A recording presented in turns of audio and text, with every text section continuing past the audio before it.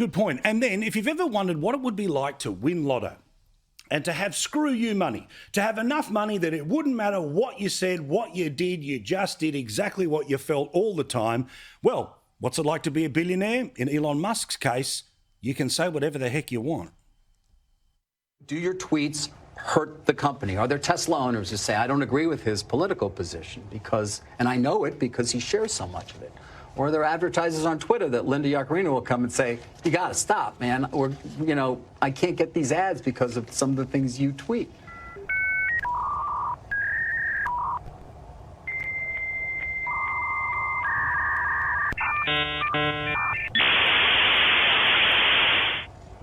You know, I'm reminded of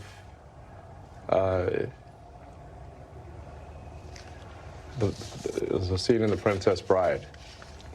Great movie. Great movie. Where he confronts the person who killed his father.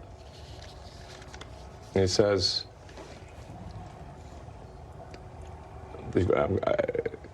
offer me money. Offer me power. I don't care. So you just don't care. You want to share what you have to say. I'll say what I want to say, and if the consequence of that is losing money, so be it. Best awkward pause since Ricky Gervais in The Office.